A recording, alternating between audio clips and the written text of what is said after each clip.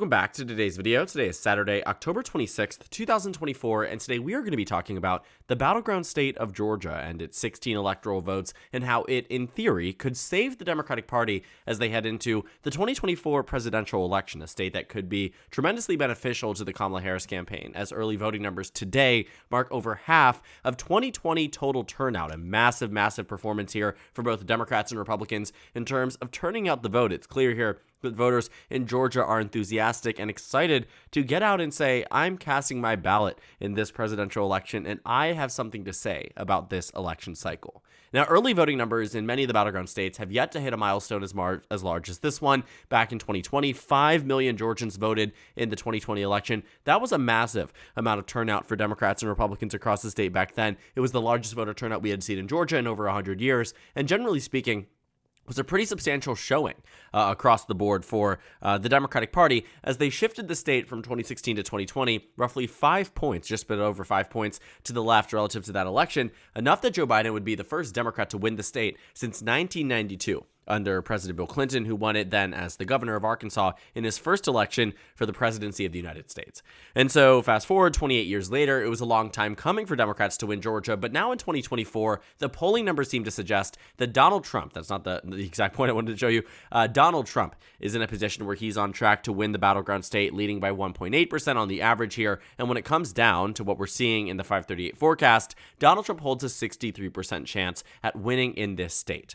But what the forecast doesn't take into account in the same way that many of us who are looking at it from the outside and aren't using their own statistical model that was built out with fundamentals and polling data and all of these things, is the early voting numbers are actually showing quite good results for the Democratic Party across the board, just in terms of total turnout. What we're starting to see is that we're reversing back to our prior to 2020 election trend, where voters voted early if they were Republican and voters voted on election day if they were Democrats. And now don't get me wrong, Democrats and Republicans are turning out at massive rates. Republicans are seeing that the rural voters across the states are turning out at much bigger proportions than in 2020 or in 2022, but roughly on par with that of 2016 and 2012 in terms of who's turning out to vote and, which demographic groups are the most likely to request the absentee ballot as well as vote early in this 2-3 week period leading up until election day.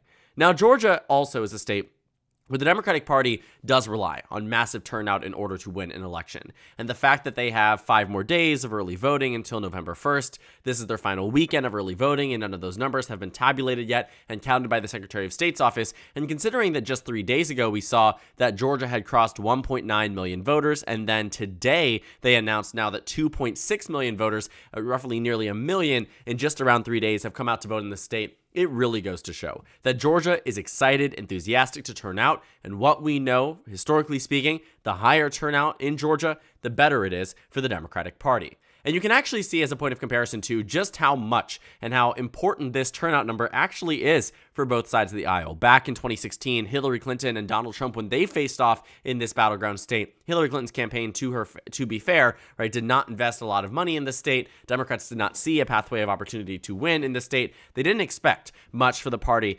on the Democratic side in Georgia, and yet Donald Trump still only won by 5.1%. But what I'm more focused on here is the total voting number in the battleground state. What ended up being 5 million in 2020, if you go back 4 years prior, actually had a million less voters, at 4.14 million voters across Georgia in the 2016 election.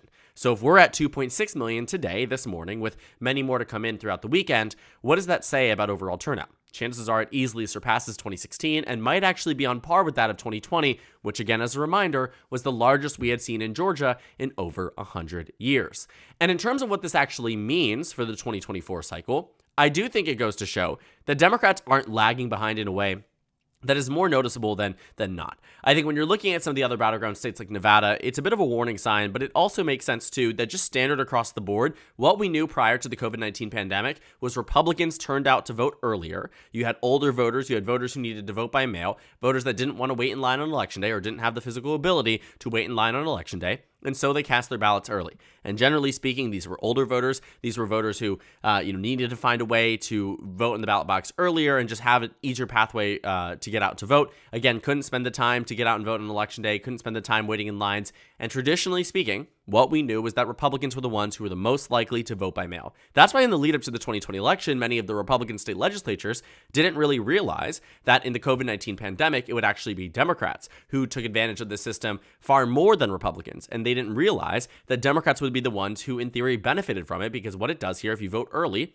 no longer does the party have to contact you. They don't have to reach out to you. They don't have to send you mail. They don't have to knock on your door. These are all things that happen, and they don't happen if you've already voted, because they already know everything's, said and done for. There's nothing you can do to change it. And so that's why in 2020, many of the Republican legislatures changed the laws to be more beneficial to Republicans who they thought would turn out and vote higher. But then Donald Trump came in and said, vote on election day, don't vote by mail, it's rigged, it's rigged, it's rigged. Ended up working against him. And Democrats were able to mobilize and turn out the base and turn out voters that were undecided rather than safe voters who had already voted. And now, although we're starting to see a reversion in that does sort of explain some of the trend lines we're seeing in many of these battleground states. But beyond that point too, I think what we really need to understand is just total raw numbers here do show good results for the Democratic Party. And that alone tells me enough to say Democrats could be in a position where they could win Georgia in the 2024 election, even if 538 doesn't think so. And I think it also reminds me a lot of the 2022 midterms. I remember exactly what we saw in the 22 midterms when 538 said that Herschel Walker had a 63% chance of winning in this state. That's the same percentage that Donald Trump has a percent chance of winning the state. And it made sense, right? You were talking about a Democratic president who was unpopular, didn't have a massively high approval rating. You were talking about polling numbers that were favoring the GOP rather than moving away from them. You were talking about a last-minute change in the month of October that benefited the Republican Party, and national numbers that shifted away from the Democratic Party in the final stretch of the last 2 to 3 weeks of the campaign season. And thus, what did you find? Donald Trump was winning, or I guess his candidate, Herschel Walker, was winning in Georgia, and the polls again followed that up and said he's winning in this state. And you can see right up into the lead up of Election Day, very few polls actually said that Raphael Warnock would win, and none of them really said he would win at a point where he would even come close to being outright. If he was up in the advantage points, it was sometimes at 49%, which was great for Marist College, but not so great when you had some polls that Republicans and many other people across the networks were just uplifting because they thought they would be accurate, where they said Raphael Warnock would be at 47%, 45%, 44%. Obviously, none of that panned out, but again, we trusted the data we were working with, and it informed us incorrectly. Then, fast forward to the runoff elections, we saw a very similar thing happen, although we knew that Warnock would win the runoff, even though we didn't expect him to win the general election in November. But it isn't just 2022. Back in 2020, a very similar thing happened. In the runoff election, we saw Raphael Warnock outperform what the polls had said. Not to mention that in the final 4 polls taken right before the election, had it not been for a 7-point advantage, which very clearly was an outlier from Survey USA, Raphael Warnock would have been losing the average in the runoff election. Kelly Loeffler led by 2 in the most recent poll that was taken before her loss. Fox 5 and Insider Advantage showed a tie.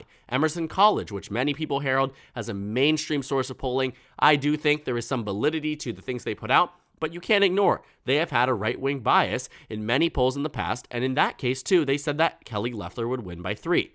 Ultimately, the margin here, the RCP average, had Warnock up by 0.5%. He won the state by 1.6%, but you take out the Survey USA poll, which clearly was an outlier, and Kelly Loeffler takes the lead. But even before the runoff elections, I want us to take a look. A good example is the 2020 Georgia Senate elections, where many people wrote off Jon Ossoff until that final few days right before the campaign season came to an end, right around this time period, where Jon Ossoff started to take a lead in the polls, but never to a point where it looked like Jon Ossoff was actually going to win the thing. Everybody knew this could have headed into a runoff, and everybody pretty much understood that Georgia was going to be a conversation and a contentious election for 2 months after the election. The new laws now dictate that the runoff election happens earlier, but it doesn't matter because it can't work for presidential elections. It doesn't impact it that way. But the runoff elections here, what do they tell us? That David Perdue and Jon Ossoff were in a competitive position, but for a very long time, they said David Perdue was up on average by 4 points, 4.3, 3.3, 2.8, and then it started to narrow and narrow and narrow and narrow. And again, I don't forget any of this. In Georgia Senate special election, the Republican Party had the advantage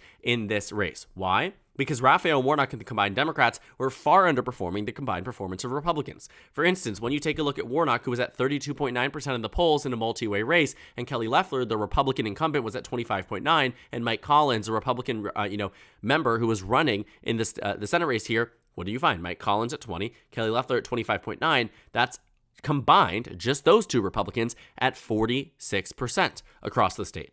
Raphael Warnock combined with the remaining Democrats was no more than 36%. So really you see that the expectation for Republicans was much higher in Georgia. A lot of it was informed by the data. And so when it comes down to how Georgia in theory could save Kamala Harris, you have to look at it from the perspective of this electoral map. Now this is my election prediction from around a week ago. My recent one actually adjusts the state of Wisconsin away from the Kamala Harris campaign. So you're talking and working with a map similar to this, a bit of a few shifts across the states. But I just want us to really humor what this actually means here. If, that is a state, Georgia is the state that does in fact save the Kamala Harris campaign. Because what I found to be interesting in some of the recent data points, especially ones that were more internal and were focused on Democratic politics, is that they show Kamala Harris in some cases at 50%.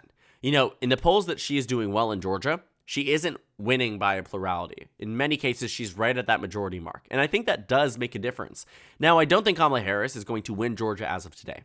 But I do think that in a scenario, for instance, a very obvious one would be if Donald Trump wins North Carolina and Donald Trump wins Nevada and Donald Trump wins Arizona, that if you were to move forward and try to figure out where does Kamala Harris have a pathway to victory, the easy answer is the Rust Belt. But the eyes that have been focused on Michigan in recent days, which I still think Michigan is going to vote to the left of Georgia, but it could very possibly not, because we could be overestimating the amount of support that Democrats are going to receive in voters that we expect to quote-unquote come home. Voters like those in the Arab American communities in Dearborn and Detroit, black voters across the state, ranging from Detroit to Kalamazoo. You're talking about voters here the Democrats rely on to turn out and vote. And even if they are swaying some previous Republicans or independents, if their core constituency, the hundreds of thousands of Arab American voters that exist in Dearborn, the hundreds of thousands of voters that exist all across the state that might feel unique to Michigan, but might feel disillusioned with the Democratic Party, and they vote for Donald Trump or just don't vote at all, Kamala Harris needs to make up those numbers elsewhere. Given where her performance is in the polls in Pennsylvania, what we've been seeing in some of the recent advertisement spendings and overall spending, I am confident that Kamala Harris has a narrow upper hand in Pennsylvania right now. Even in my recent prediction, though, I have Wisconsin as a red state, but just, humor me for a moment. If Wisconsin and Pennsylvania go blue but Michigan goes red, there are very limited options as to how Kamala Harris can win the presidency from here on out. It can't be through Nevada, it can't be through Arizona, and I'd argue that Georgia and North Carolina are going to be relatively similar lifts, where it's going to take a lot. The Democratic campaign and its coordinated effort seems to be investing more in Georgia than it is in North Carolina in terms of the time that's being spent, the money that's being spent, the on-the-ground campaigning and organizing and resources that are being spent. Georgia seems to be the preferable answer for Democrats because they won here before. And they won here in 2022. They won here in 2020. This is a state that they have come to know well enough to say, we can have a pathway forward. And so in that circumstance, especially as we're seeing the early voting numbers really turn out and drive out for the Democratic Party, Georgia might be that state that does, in fact, signal safety for Kamala Harris's campaign, where we could see Georgia, Pennsylvania, Wisconsin as blue states and Michigan as a red state. And I know it's really fascinating. I honestly, think this is something that will be studied for decades to come should this happen. But it's not out of, reality that this could be our matchup or could be our dynamic here. The polls in Georgia have historically underestimated, yes, you heard me right, underestimated Democratic support in the state. In some cases, they're spot on, but in a lot of other cases, they underestimate the amount of support that Biden was going to get and got. They underestimate the amount of support that Jon Ossoff was supposed to get and got. They underestimate the amount of support that Raphael Warnock twice was supposed to get in his regular election, then his his runoff, and that regular election, and then the runoff again. It really is fascinating, but all to say, the Georgia numbers aren't always super accurate. And what I do think is accurate and what helps inform our decisions are some of these early voting numbers. And what we know and from what we've seen across the country, although Democrats do not have the upper hand presently in the state of Georgia, they do hold a narrow advantage in saying that when voter turnout is higher, Democratic performance is better.